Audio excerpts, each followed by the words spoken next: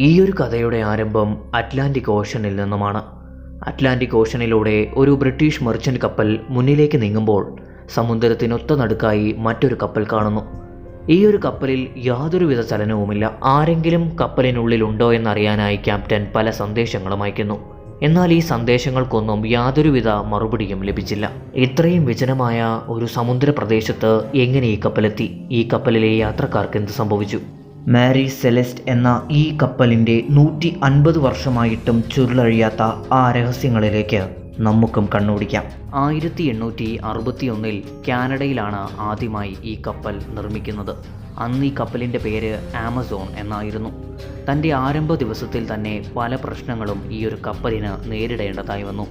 വളരെ അബ്നോർമലായിട്ടുള്ള പല കാര്യങ്ങളും. എന്നാൽ വളരെ വലിയ പ്രശ്നമെന്ന് പറയാൻ ഒന്നും തന്നെ അന്നും ഈ ഒരു കപ്പലിന് സംഭവിച്ചിട്ടുണ്ടായിരുന്നില്ല. സമയം മാറുന്നതനുസരിച്ച് വ്യത്യസ്തങ്ങളാർന്ന കപ്പിത്താന്മാർ ഈ ഒരു കപ്പലിൻ്റെ ഉടമസ്ഥാവകാശം ഏറ്റെടുത്തു. അങ്ങനെ ബെഞ്ചമിൻ ബ്രിഗ്സിൻ്റെ കയ്യിൽ ഈ കപ്പലെത്തി. ഈ കപ്പലിന് മേരി സെലസ്റ്റ് എന്ന നാമകരണവും ലഭിച്ചു. 1872 നവംബർ 7 തീയതി ന്യൂയോർക്ക് സിറ്റിയിൽ തുറമുഖത്തായി മേരി സെലസ്റ്റ് നിർത്തിയിട്ടിരിക്കുന്നു. തുറമുഖത്തു നിന്നും ഏതാനും സമയങ്ങൾക്കകം ഈ ഒരു കപ്പൽ എടുക്കുന്നതാണ്. ഈ കപ്പലിൽ ഏകദേശം എത്തനോളിൻ്റെ 1700 ബോക്സസ് ഉണ്ട്. ഇത് കുടിക്കുവാൻ വേണ്ടിയല്ല, മറിച്ച് ഇൻഡസ്ട്രിയൽ യൂസിനാണ്. ന്യൂയോർക്കിൽ നിന്നും അറ്റ്ലാന്റിക് ഓഷൻ വഴി നേരെ ജനോവയിലേക്കാണ് ഈയൊരു യാത്ര. ഈയൊരു യാത്രയിൽ കപ്പലിൽ ആകെയുള്ളത് 10 പേരാണ്. ഒന്നാമതായി ക്യാപ്റ്റൻ ബെഞ്ചമിൻ ബ്രിഗ്സ്, പിന്നെ അദ്ദേഹത്തിൻ്റെ ഭാര്യ, പിന്നെ കുട്ടി, കൂടാതെ 7 ക്രൂ മെമ്പേഴ്സും.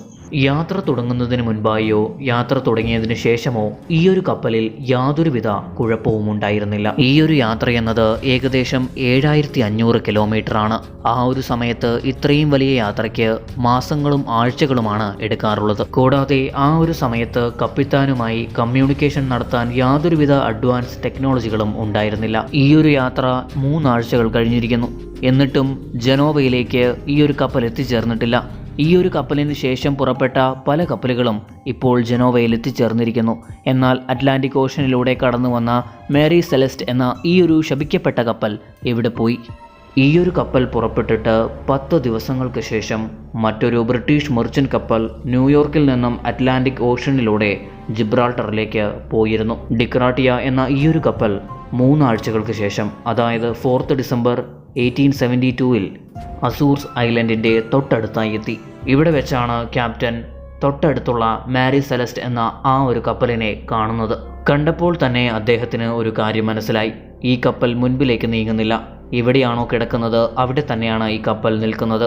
അതുകൊണ്ട് തന്നെ ക്യാപ്റ്റൻ ഈ ഒരു കപ്പലിലേക്ക് പല സിഗ്നൽസും അയച്ചു. എന്നാൽ ഒരു സിഗ്നലിനും യാതൊരു മറുപടിയും ലഭിച്ചില്ല.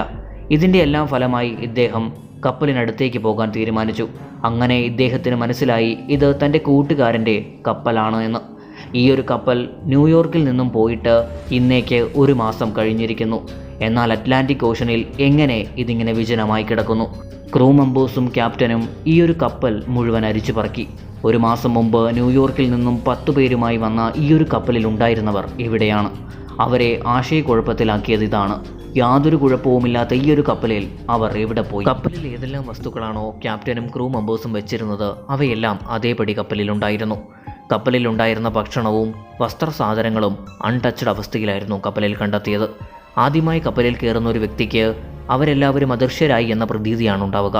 കൂടാതെ ഏത് ഗുഡ്സുമായാണോ ഇവർ ജനോവയിലേക്ക് പോയത് ആ ഗുഡ്സും സേഫായി കപ്പലിലുണ്ടായിരുന്നു.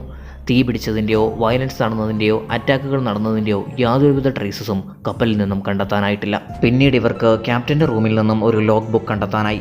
ഇതിലെ അവസാന എൻട്രി എന്നത് 25 നവംബർ 8 AM ആണ്. അതായത് ഈ കപ്പൽ ഈ ഒരു അവസ്ഥയിൽ കിടക്കുന്നതിനും 10 ദിവസം മുൻപാണ് അവസാന എൻട്രി നടന്നത്. ലോഗ് ബുക്ക് എന്നാൽ ഒരു ക്യാപ്റ്റൻ തൻ്റെ കപ്പലിൽ നടക്കുന്ന മെയിൻ്റനൻസിനെയും പ്രശ്നങ്ങളെയും പറ്റി എഴുതുന്ന ബുക്കാണ്. കപ്പലിലെ ലൈഫ് ബോട്ടുകൾ കാണാതായിരുന്നു. കയറുകൾ ചെറിയ തോതിൽ പൊട്ടിയിരുന്നു. കൂടാതെ കപ്പലിൻ്റെ അണ്ടർഗ്രൗണ്ടിൽ 1 മീറ്റർ ഡിസ്റ്റൻസിൽ വെള്ളവും കയറിയിരുന്നു.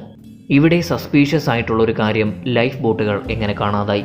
കയറുകൾ എങ്ങനെ പൊട്ടി? ഇതെല്ലാം കണ്ടിട്ടും ക്യാപ്റ്റനും ക്രൂ മെമ്പേഴ്സിനും യാതൊന്നും മനസ്സിലായിരുന്നില്ല. ഇവർ ഒട്ടും സമയം കളയാതെ ഈ ഒരു കപ്പലുമായി നേരെ ജിബ്രാൾട്ടറിലേക്ക് കടന്നു.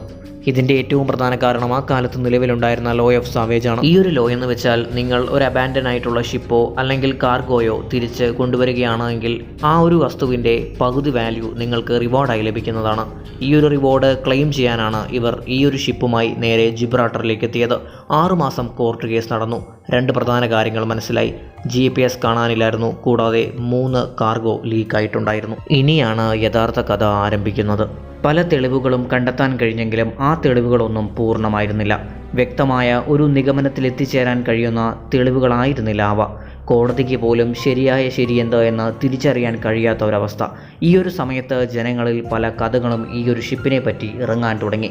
അതായത് ഈ ഒരു കപ്പൽ ശപിക്കപ്പെട്ടതാണ്, അതുകൊണ്ട് തന്നെ ഈ കപ്പലിൽ ഇവരെ മറ്റേതെങ്കിലും അന്യഗ്രഹ ജീവികൾ അറ്റാക്ക് ചെയ്തിട്ടുണ്ടാകാം, അല്ലെങ്കിൽ സമുദ്രത്തിൽ നിന്നും മറ്റേതെങ്കിലും നാം കാണാത്ത ജീവി ഇവരെ അറ്റാക്ക് ചെയ്തിട്ടുണ്ടാകാം, അതുമല്ലെങ്കിൽ സീ പൈററ്റ്സുമായി ഇവരുടെ ഫൈറ്റ് ഉണ്ടായിട്ടുണ്ടാകാം. ഇങ്ങനെ കുറേ തിയറികൾ. എന്നാൽ ഇതിലൊരു കാര്യം ശരിയായിരുന്നു, ഈ കപ്പലിന് എന്തോ ഒരു കുഴപ്പമുണ്ടായിരുന്നു. ആദ്യമായി ഈ ഒരു കപ്പൽ യാത്ര ചെയ്യുന്ന സമയത്ത് മറ്റൊരു കപ്പലുമായി കൂട്ടിയിടിക്കുന്നു. ചെറിയ ഒരു കൂട്ടിമുട്ടലാണ് എങ്കിൽ പോലും ആ കപ്പൽ പൂർണ്ണമായും തകർന്നു പോകുന്നു. പിന്നീട് ഈ കപ്പൽ റിപ്പയറിങ്ങിനായി പോർട്ടിലേക്ക് കൊണ്ടുപോകുമ്പോൾ പോർട്ടിന് തീപിടിച്ച് പോർട്ട് മുഴുവനായി ഇല്ലാതാകുന്നു. പിന്നീട് യാത്രയ്ക്ക് മുൻപായി കപ്പിത്താന് ചെറിയ ശാരീരിക അസ്വസ്ഥതകൾ വരുന്നു. എന്നാൽ വളരെ പെട്ടെന്ന് തന്നെ അദ്ദേഹവും മരിച്ചു പോകുന്നു. മുൻപ് നടന്ന സംഭവങ്ങളും ഇപ്പോൾ നടന്ന ഈ ഒരു സംഭവവും കൂട്ടിച്ചേർത്ത് ജനങ്ങളുടെ ഇടയിൽ ഈ ഒരു കപ്പൽ ശപിക്കപ്പെട്ട കപ്പലായി മാറി. പിന്നീട് അങ്ങോട്ട് ആരെല്ലാം ഈ ഒരു കപ്പലിൻ്റെ ക്യാപ്റ്റനായോ അവരുടെ എല്ലാം അവസ്ഥ ഇത് തന്നെയായിരുന്നു. ചിലർക്ക് ഭ്രാന്താവുകയും മറ്റു ചിലർ ആത്മഹത്യ ചെയ്യുകയും ചെയ്തു. ഇനി വിഷയത്തിലേക്ക് തിരിച്ചു വന്നാൽ ബ്രിഗ്സിനും ക്രൂ മെമ്പേഴ്സിനും എന്ത് സംഭവിച്ചു? അവരെ ആരാണ് ഇല്ലാതാക്കിയത്? വിശ്വസനീയമായ 3 തിയറികൾ ഞാൻ നിങ്ങളോട് പറയാം. ഒന്നാമത്തെ തിയറി എന്നത് ചതിയുടെയും വഞ്ചനയുടെയും തിയറിയാണ്. ഡിക്രാട്ടിയുടെ ക്യാപ്റ്റനും ക്രൂ മെമ്പേഴ്സും ചേർന്ന് ബെഞ്ചമിൻ ബ്രിഗ്സിനെയും അദ്ദേഹത്തിൻ്റെ കുടുംബത്തെയും കൂടാതെ ക്രൂ മെമ്പേഴ്സിനെയും ഈ കപ്പലിൽ തന്നെ കൊന്നു.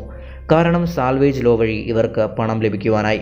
അതിനുശേഷം ഈ ഒരു കപ്പൽ അബാൻഡൻ അവസ്ഥയിൽ ലഭിച്ചുവെന്ന കള്ളത്തരവും പ്രചരിപ്പിച്ചു. എന്നാൽ ഫോറൻസിക് ടെസ്റ്റിൽ ബ്ലഡ് ട്രേസസോ വയലൻസിൻ്റെ എവിഡൻസോ യാതൊന്നും കണ്ടെത്താൻ കഴിഞ്ഞിരുന്നില്ല. ഒന്നില്ലെങ്കിൽ ഈ ക്യാപ്റ്റനും ക്രൂ മെമ്പേഴ്സും അതീവ ബുദ്ധിശാലികളാണ്, അല്ലെങ്കിൽ ഈ തിയറി തന്നെ തെറ്റാണ്. രണ്ടാമത്തെ തിയറി അനുസരിച്ച് സീ കുക്കുകൾ ഉണ്ടായിട്ടുണ്ടാകാം. ഈ കാരണത്താൽ തന്നെ കാർഗോ ഷിപ്പുകളിൽ വളരെയധികം വെള്ളം കയറി അത് ലീക്കാവുകയും തുടർന്ന് സമ്മർദ്ദത്താൽ കപ്പൽ എപ്പോൾ വേണമെങ്കിലും പൊട്ടിത്തെറിക്കാം എന്ന രീതിയിലാവുകയും ചെയ്തിട്ടുണ്ടാകാം. അതുകൊണ്ട് തന്നെ ക്യാപ്റ്റനും ക്രൂ മെമ്പേഴ്സും ഫാമിലിയും പെട്ടെന്ന് ലൈഫ് ബോട്ടുകളിൽ കയറി രക്ഷപ്പെടാൻ ശ്രമിച്ചിട്ടുണ്ടാകാം. ഈ ഒരു യാത്രയുടെ ഇടയിൽ ഇവർ സമുദ്രത്തിൽ എന്നേക്കുമായി മറഞ്ഞിട്ടുണ്ടാകാം. കപ്പലിൽ നിന്നും കണ്ടെത്തിയ തെളിവുകൾ ഈ ഒരു വിഷയത്തെ ചെറിയ തോതിൽ ന്യായീകരിക്കുന്നുണ്ട് എങ്കിൽ പോലും ബ്രിഗ്സിനെ പോലെയുള്ള ഒരു എക്സ്പീരിയൻസ്ഡ് ആയിട്ടുള്ള കപ്പിത്താൻ ഇങ്ങനെ ചെയ്യുമെന്ന് എനിക്ക് തോന്നുന്നില്ല. മൂന്നാമത്തെ തിയറി അനുസരിച്ച് ഈ ഒരു കപ്പൽ കൊടുങ്കാറ്റിനിരയായി. അതുകൊണ്ട് തന്നെ കപ്പലിൻ്റെ അടിഭാഗം പൊട്ടി. ഇത് വെള്ളം ഉള്ളിലേക്ക് കയറാൻ കാരണമായി. അങ്ങനെ ക്യാപ്റ്റൻ കപ്പൽ ഇവാക്യുവേറ്റ് ചെയ്യുവാൻ തീരുമാനിച്ചു. ക്രൂ മെമ്പേഴ്സിനോടും ഫാമിലിയോടുമൊപ്പം അദ്ദേഹം ചെറിയ കപ്പലുകളിൽ യാത്രയായി. ഇത് അവരുടെ അവസാന യാത്രയായി മാറി. ഈ തിയറികളിലെല്ലാം നമുക്ക് പോസിബിലിറ്റീസ് മാത്രമാണ് പറയാൻ കഴിയുക. എന്നിരുന്നാലും ഈ ഒരു കപ്പൽ വളരെയധികം മിസ്റ്റീരിയസ് ആണ്. 150-ലധികം വർഷങ്ങൾ കഴിഞ്ഞിട്ടും ഈ ഒരു വിഷയം ഇന്നും വളരെ വലിയ ഒരു മിസ്റ്ററിയായി അവശേഷിക്കുന്നു. എന്താണ് ഈ ഒരു വിഷയത്തെപ്പറ്റി നിങ്ങൾക്ക് പറയാനുള്ളത്? ബെഞ്ചമിൻ ബ്രിഗ്സിനും കുടുംബത്തിനും ബാക്കി 7 പേർക്കും എന്താണ് സംഭവിച്ചത്? നിങ്ങളുടെ അഭിപ്രായങ്ങൾ കമൻറ്റുകളായി രേഖപ്പെടുത്തുക.